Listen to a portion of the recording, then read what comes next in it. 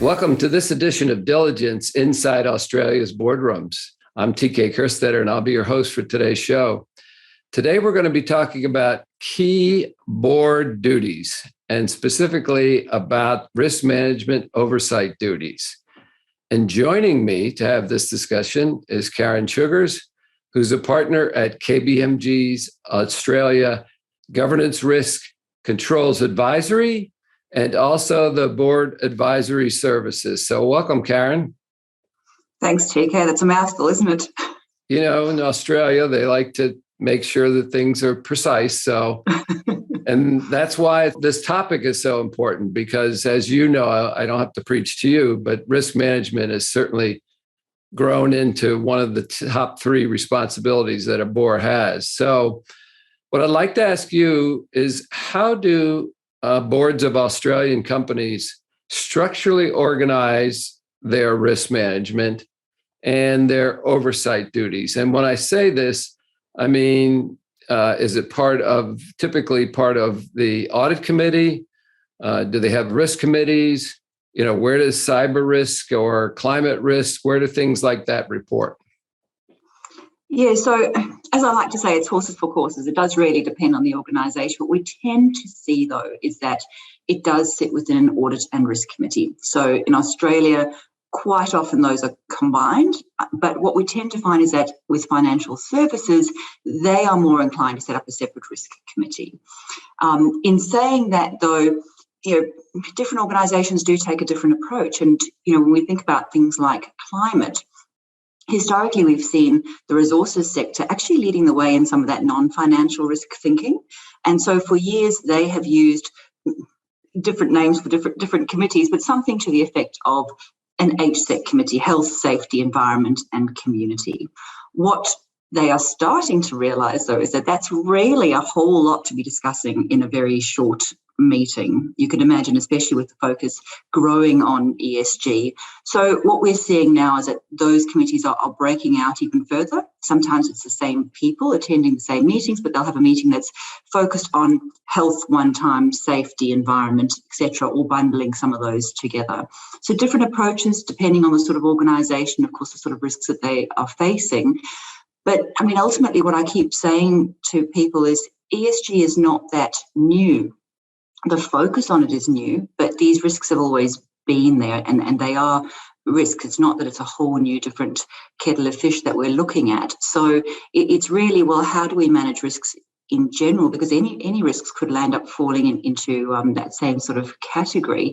And so as long as they're being looked at, I don't mind too much where they're being looked at from, as long as that information is still making its way up to the overall board and the whole board is paying attention to the risks of the organisation as a whole.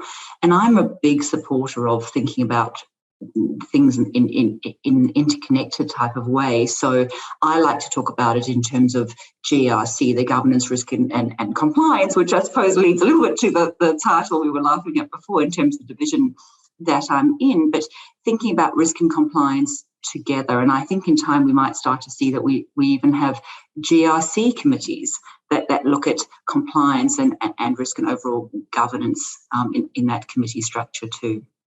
Well, it's always a challenge to add committees because they have to be staffed then. At the same time, as I visit across the globe, I'm worried in what traditionally has been called audit creep. In other words, whenever you don't know where to put something, it sort of ends up in the audit committee. And when I come up with things like reputational risk and compensation risk and stuff, I'm not sure that, I guess that's why I'm a fan of a risk committee, okay? Because I think they're looking at it in a different context. Not that the audit committee will not always have financial reporting risk and, risk with the numbers, but it's just, to me, there's so many other risks that have been evolving these days that I worry whether, again, the audit committee is the right place to have it. But no, you're right, yeah. And what we saw coming out in Australia, we've had a number of royal commissions, and one of the ones that really changed governance quite a lot was the one into banking and financial services. And what we saw there was the fact that people were calling out, well, why wasn't the board aware of all these non-financial risks? They were so focused on the financial risks. And I think, that is the risk that you have where the audit committee is focusing on that, because you generally have your very financial people in there. Now, again, we're talking generally, and there are plenty of very, very good risk people sitting on audit committees too. But where you have got a meeting that's focused just on risk and you've got risk experts sitting there asking the right questions, it is going to have a different flavour. Yeah. So with all your board experience, I'm going to put you on the spot here. And I know that one size doesn't fit all. I mean, you can't say this is the perfect setup for, because all companies are different. Their makeup of directors are different. There's a lot of ways that somebody could structure. But if I were to tap you and say, okay, with all your travels through the boardroom, what have you seen that would be a good structure or a best practice in the way of of a process that you would say other boards should at least give some thought to? And I think you're right. It is going to be different for different organisations. But some of the things that are common is that the board and management need to have a common view of what risk is. And so often I see that the board has got a view of risk, which they call strategic risk, and then management has got a very different view of what they're focusing on, and then the two aren't coming together. So the first thing that's important is that whatever that process is, there needs to be a top-down and a bottom-up view, so they're coming together and they are talking about the same risks, and there's some sort of mapping between what it is that they are focusing on. So for me, that's step number one, however that's achieved. And most often now that's being achieved through the use of systems. So there's some really good GRC systems out there that enable that mapping to happen, for risk appetite to be built in, which is really important, so that the right risks are being focused on and controls are being applied in the right places. If a board is willing to accept a risk to be high, you don't need to be putting a whole lot of controls in place. But if a risk is high and doesn't have the right level of controls for the risk appetite, that's where you want to have the focus.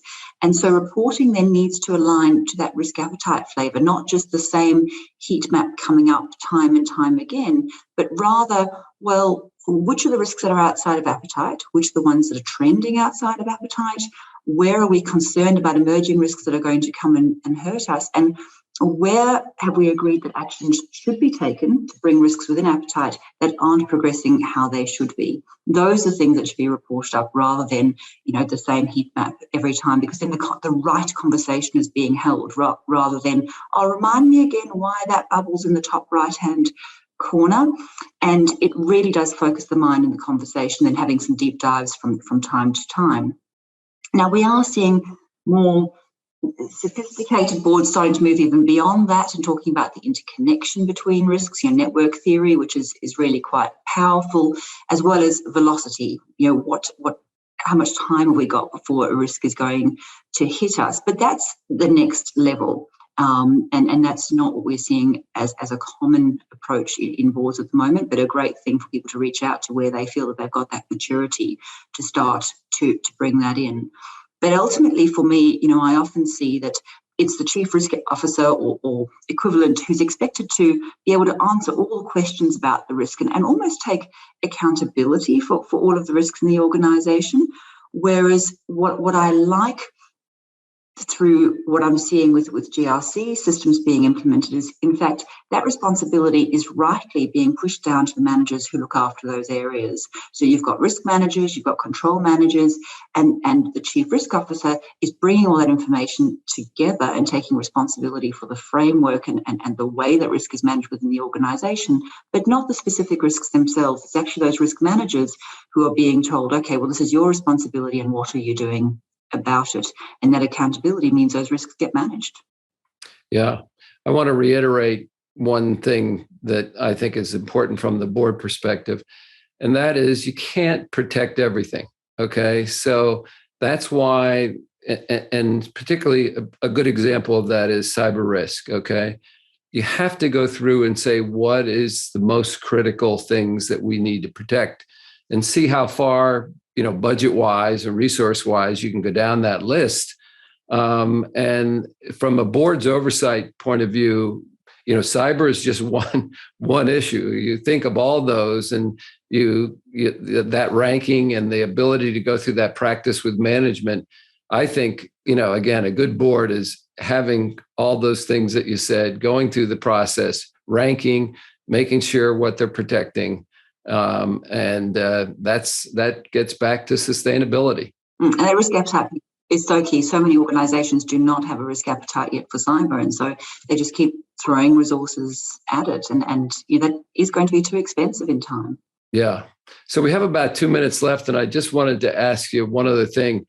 I am constantly surprised at the number of companies that do not have a crisis plan in place as part of their risk management. And then when something happens, sort of all hell breaks loose and everybody's going in different directions. And I can tell you publicly, you can always tell who wasn't ready or who didn't have a plan in place. But there's been so many incidences of this. Why aren't more companies and why aren't more boards mandating that management develop a crisis management plan? Great question. And I agree. And I'm hoping that by you saying it on this forum that starts to happen, because it is something that is needed. And it really came home to roost a bit with COVID. And, I think the thing is that they had business continuity plans and maybe they got tested, but they were often very IT focused and they weren't thinking about broader scenarios. And one of the things that we saw with COVID in general is that suddenly boards actually started saying, hold on, we should be looking at different scenarios around things. And that should be the case around all types of risk. And that's what should drive your crisis management plans. You should think through, what scenarios do we need to be covering off on, and what sort of plans do we need to have? And not so much a set of rules, but a guidebook, a blueprint on how we might be able to approach different crises, because risk appetite might be different depending on what that crisis is and the approach that you're going to take. And so you can hear I'm using some of that risk language. I completely agree with you that it is a key risk management tool that needs to be brought in, and the board should be asking management how prepared that they are, what's being done to test those particular scenarios. Do they understand who's going to lead things? If there is a crisis, how the role of board and management is going to be different in different crisis situations, so that's really, really clear, and they aren't trying to work it out at the last minute as these things hit them. Well, Caron, I want to thank you again for taking the time to join us from down under, and this is a very important topic, maybe one of the most important, and I'm glad we had a chance to cover it. And we'll look forward to having you back again when we'll take a look at maybe another key oversight responsibility for the board. So thanks for joining us. Thanks for the invitation. It was great, TK. And that will conclude this edition of Diligence Inside Australia's Boardrooms. We hope you enjoyed the show. We'll be back again soon when we take another look at a critical topic that'll help you be a better board member or committee member. So we'll see you then.